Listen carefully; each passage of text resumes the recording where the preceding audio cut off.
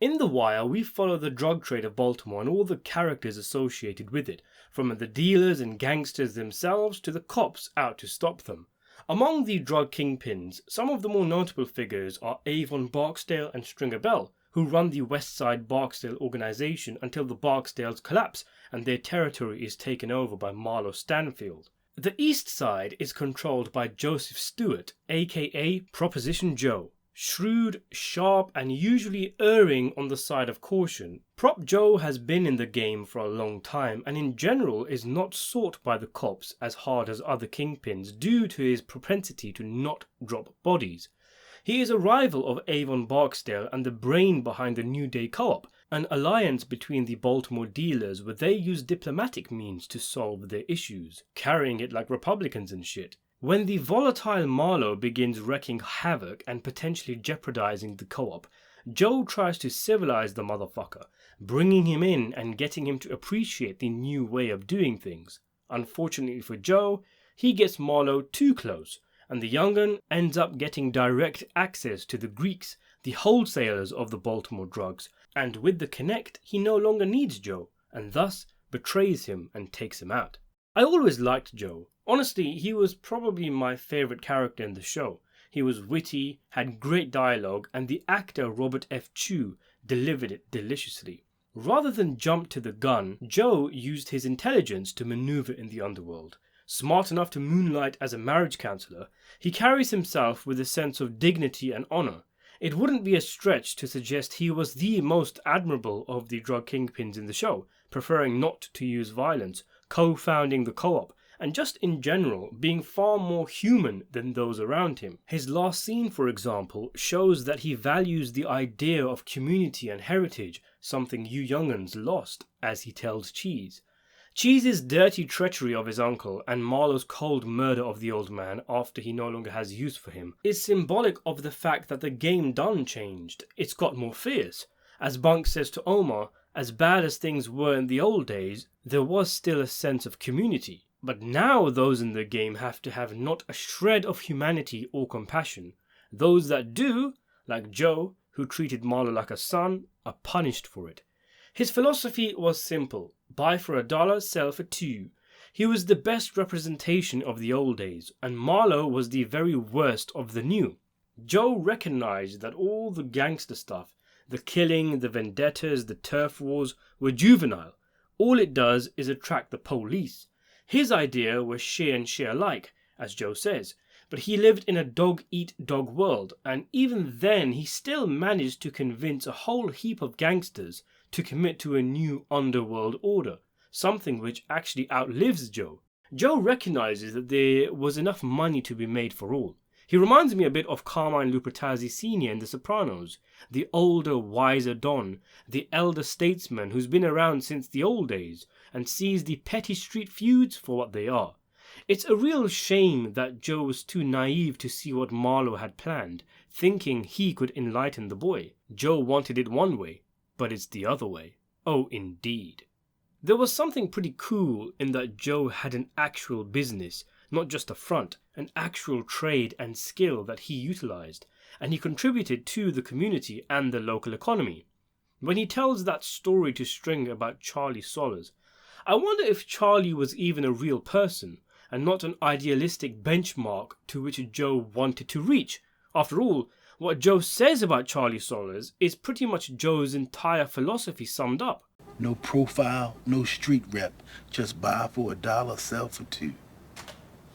Sometimes when you're back up against the wall, you go to the gun. I know, I've been there. But you ain't gotta live by it. Avon a soldier. That's who you want with you when the shit fly. But as far as business go, Joe was just a humble motherfucker with a big-ass belly. He is one of the most liked characters by fans, and rightly so.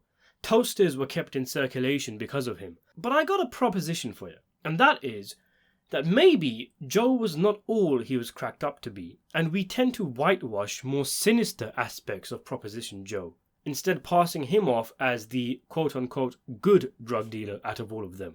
This video hurts to make, but make it we shall. because today we will be diving into why you're wrong about Proposition Joe. Part of the reason why I made this video in the first place is because I like Joe, because I love his wit and laid-back nature.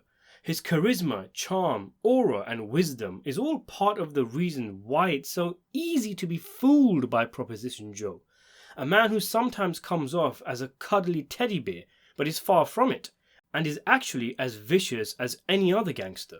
A brilliant scene to demonstrate this is when he meets Sergey to discuss Nicky's issues with Cheese.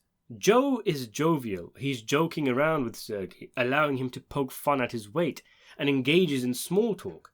Joe agrees to the deal and Nick thanks him for being straight, and that's when Joe calls him a fool and reminds him that the only reason he's done the honourable thing is because of Sergey, because a partner wants a favour, not because it's the right thing to do.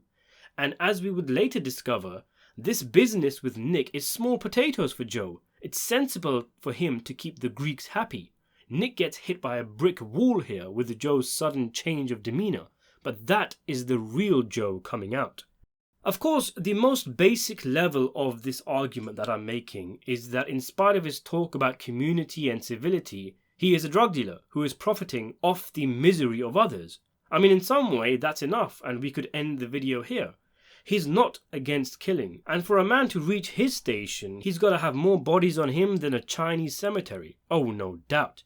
But where others like Avon are more upfront about this, Joe often does a song and dance about diplomacy and civility. In reality, his goals are not honourable.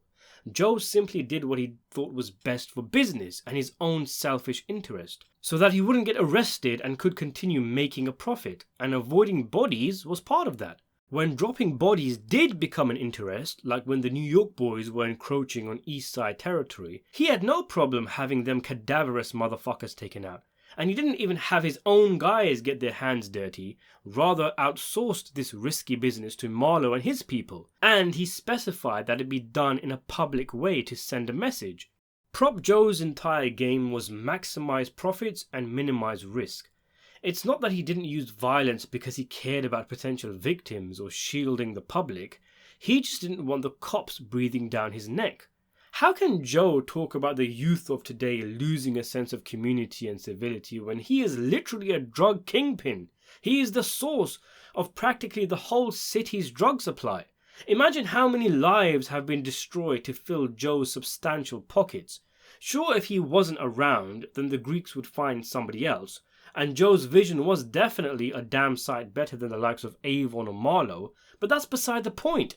It is Joe supplying the city's poison. I find it interesting that guys like Joe and Avon are the antagonists of early season, the drug kingpins who the cops try to go after, but in later seasons when Marlo arrives, all of a sudden, fans start considering guys like Avon saints because, for example, he allowed Cutty to walk away and gave him money to start a gym. And yes, Avon is light years ahead of the sociopathic Marlo, but one of the byproducts of later generations coming along and being more evil and villainous is that we can end up whitewashing the crimes of earlier characters.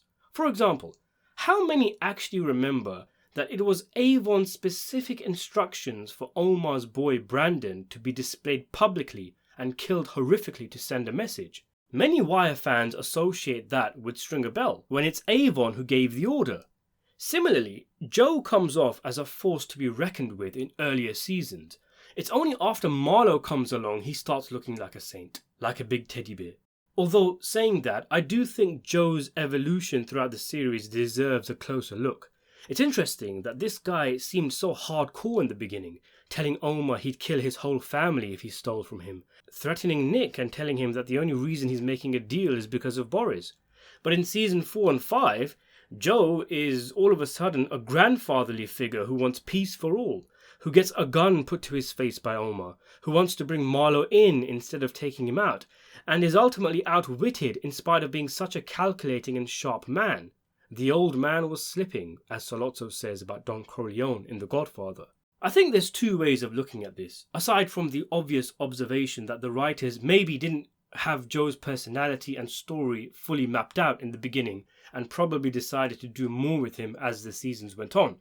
It could be, that Joe was hardcore in the old days, was absolutely not hesitant to get his hands dirty to reach the top, but he knew that dropping bodies was bad for business, so once he got to where he was, he started to slow down with the violence. But as he did so, and as he began to age, he started to mellow, and that ferocious sharpness that a mob boss must have started to leave him, allowing him to be outsmarted by the likes of his nephew, who he couldn't have dreamed would betray him like he did. Let's not forget, Slim Charles floated the idea of Cheese betraying Joe, but Joe was a sentimental motherfucker who wouldn't pop a cap in Cheese's ass until he was absolutely sure, but by then it was too late. Another way of looking at Joe's character is that he was always soft, in a manner of speaking, and he only put up a hard front. The threats against Omar and Nick, for example, might be things he often says, but maybe he never really went that hard, being a businessman at heart, not a gangster. I think back to his first appearance at the ball game, wearing a three-piece suit and a clipboard to a basketball match, which Avon calls him out on, and Joe replies, "Look the part, be the part, motherfucker." Perhaps we can take this as symbolism regarding Joe, that he plays a part, he plays the hard man, the stone-cold gangster, but really he's putting on an act. He doesn't have it in him to go to the lengths that other kingpins do. His scene where he puts on 3 different fake accents in a row is another testament to this. All he has to do is look the part, but true animals like Marlo can see him for what he is, that he has weaknesses. In Joe's case, maybe that weakness was disappointment in Cheese, the desire to be a mentor, the desire for a son, to pass something on. Whatever it was, Marlo tapped into that weakness and gave Joe an opportunity to make one of the biggest telegraphed blunders in the entire show. To be fair to Joe, he is never depicted, even early on, as a violent man, choosing not to engage with Brother Mouzone directly, pushing the idea of the co-op as early as Season 2, seizing on an opportunity for diplomacy with the Barksdales needing strong product. But anyway, going back to the main topic, this slippery, trickster nature of Joe isn't necessarily a positive thing, one where he's avoiding violence. In many ways, he's still doing it, he's just not getting his own hands dirty, like when he has Stringer set Omar on Mouzone. That's still violence Joe is involved in, but it's some distance he's created for himself. There's always a level of plausible deniability with Joe, but when the cobwebs are removed, he's usually in the thick of it somewhere. Maybe not lighting the match, but definitely providing the fuel. He turns anyone on anyone so long as he makes a profit along the way. He'd shake a man's hand with his right and have his pocket in the dude's jacket with his left. Joe's sinister nature goes even deeper. The way he dealt with old-face Andre was pure evil, one of the most sickening actions committed in the show. Andre comes to him looking for a friend to help him in his time of need, and after robbing him blind for his store and supposedly making a deal, Joe delivers him straight back to Marlo. Even everyone's favourite lieutenant, Slim Charles, gets a black mark here, being the one who delivers Andre back. Where is Joe's supposed honour here? He saw an opportunity to make a quick buck, swallowed up a guy's store, and cozies up to Marlo to get him on the side of the co-op. If word got out that Joe did what he did, it would surely kill his credibility. As brother tells Avon, business is where you are now, but what got you here is your word and your reputation. I've spoken about this scene in more detail in a previous video, but Andre didn't even do anything wrong. He was simply a pawn caught in between larger forces. The reality is, Joe has no honour where it counts. A born schemer, he plays all sides against each other, his mischievous nature known by all by the end of the show, Omar included, and is precisely the reason Marlo refused to spare him, saying he'd be up to mischief in no time. Even when he gets caught out and robbed by Omar, he tells the co-op Omar sold the dope back for 30 on the dollar instead of 20 on the dollar. Joe just can't help himself with the hustle. And everything this man does could have a double intention. You just never know with Joe whether he's being sincere or not. Like the co-op. Sure, it's a great invention, but it still serves him more than anyone else, as he supplies the dope. It reminds me of Lucky Luciano creating the Commission, a similar organization to the co-op, diplomacy and share alike, but he secretly had majority control over it.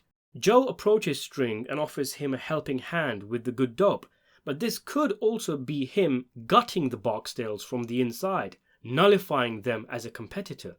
He puts it upon himself to civilize Marlo, but obviously putting Marlo on a leash allows him to use the boy as an attack dog, like with the New York boys. And his mistake with Marlo essentially turned the boy into an untouchable superpower among the dealers.